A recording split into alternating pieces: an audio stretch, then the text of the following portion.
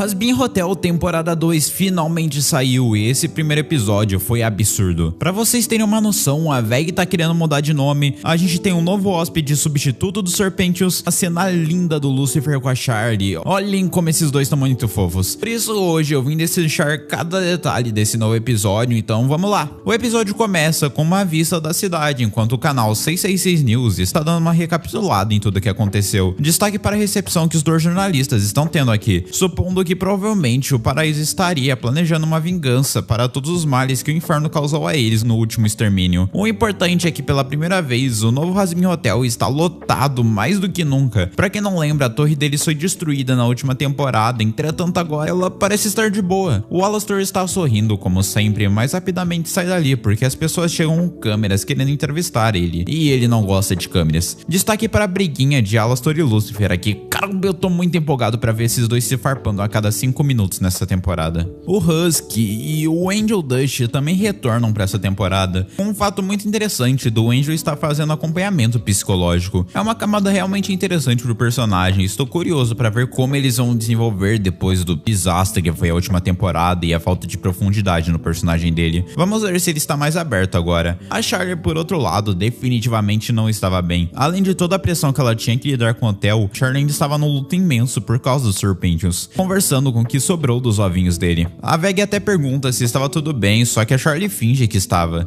dizendo que estava muito bem, e ela estava ótima para aproveitar sua vida, afinal muitas pessoas morreram, mas tudo estava bem. Quem estava confusa mesmo era a tal da Cherry Bomb, porque ela meio que queria ficar com Pentius depois daquele final de episódio, onde a serpente deu um dos maiores beijos das animações para morrer do jeito mais do nada possível. Ela admite que se sentia mal por tudo isso, mas sabe, do jeitinho dela. Toda a pressão cai por cima da Charlie de novo, com toda aquela multidão querendo sua atenção. E quando as coisas pareciam estar confusas, o Baxter aparece. Caramba, o Baxter! Esse foi um personagem antigo do desenho, criado pela VC Pop, no entanto, que teve a sua silhueta revelada no episódio piloto, provavelmente indicando que ele seria um dos personagens principais, mas não tinha aparecido na série até então. Ao menos era o que eu pensava, porque pressando pra esse vídeo eu descobri que na verdade ele apareceu por alguns segundos na música do episódio 2. Caramba, os produtores realmente arrasaram nessa. De qualquer forma, o Baxter é um inventor que impressionantemente está interessado em fazer o check-in no hotel, mas não muito pelos motivos que a Charlie esperava, porque ele queria mais do que tudo provar que o hotel era falho. Bem, pelo menos ele tá tentando a redenção, né? É curioso que ele é confundido como Pentius aqui. No momento, a Charlie começa, temos a primeira música desse episódio, e meus amigos, que banger absurdo. Os dubladores conseguem adaptar muito bem as músicas, eu gosto muito disso. A questão é que eles tiveram a difícil missão de competir com alguns dos maiores cantores do mundo, que é como acontece na versão em inglês. Ainda assim, Hazbin Guarantee é uma música que eu estou ouvindo mais vezes em PTBR do que em inglês, incrivelmente. Aqui vemos a dualidade entre Charlie e a Torre dos Vis, e de início, na primeira temporada, foram ofuscados pela história, mas aqui a música em alguns minutos mostra o modo de atuação deles para achar estrelas, onde eles identificaram essa garota, por exemplo, e chamaram ela para ser a nova estrela da Torre dos Vis, prometendo fama e sucesso, mas quando eles expõem o corpo da novata e tudo dá errado, na primeira oportunidade eles largam ela, ainda tiram sarro com a cara dela. Do outro lado, os repórteres ainda estavam enchendo o saco e pelo jeito a coisa ainda era difícil, porque eles estavam com uma pressão enorme para matar anjos, tanto que eles ficavam muito felizes quando enxergavam a Nifty, porque, sabe, ela meio que matou o Adão a sangue frio. Acho engraçado como a Charlie tenta dizer que agiu em legítima defesa, mas caramba,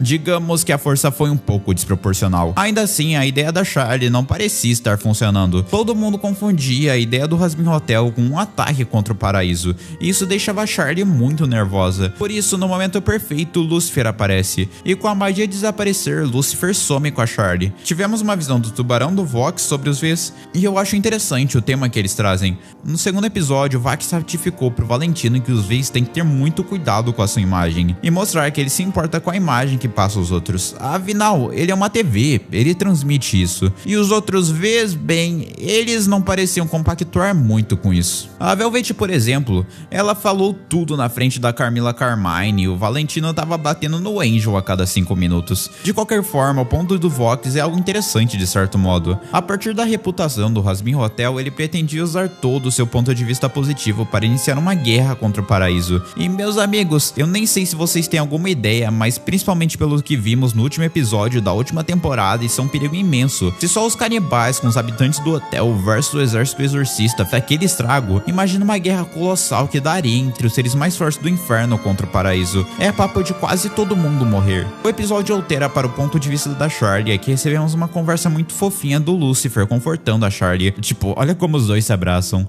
Mas acima de tudo, ainda recebemos alguma contextualização da Liv. Ela tá ignorando a Charlie há muito tempo e isso incomoda muito a Charlie porque ela não tem ideia de onde e como ela está. A Charlie tem uma visão toda positiva dela, mas 7 anos sem se falar acaba sendo muito complicado. A VG tenta propor novamente suas ideias de mudar de nome, mas sem muito apoio, até que de repente a Charlie avisa que tinha um anúncio a fazer, e ela chama atenção para todo mundo que estava zoneando o hotel e diz que aquele lugar não tinha intenção nenhuma de matar anjos. O hotel era um lugar para as pessoas que estavam buscando redenção, e para isso a Charlie ficaria grata em dar boas-vindas, mas em casos opostos, o hotel não promoveria a morte de anjos. Isso meio que afasta todo mundo do hotel, o que é complicado. Mas olha, pelo menos o Baxter ficou. Estou curioso para ver o que esse personagem vai arranjar durante o desenho. Enquanto isso, Vox estava tentando convencer os Vs a seu plano, e para isso ele transmite a sensação de que ele quer muito se tornar um deus. Para isso eles precisam passar por cima do paraíso, e nesse período nós temos o que para mim é a música mais bucha dessa temporada até o momento. Tá bom que foram só 4, mas sei lá, eu não sinto que tem uma sensação forte transmitida aqui,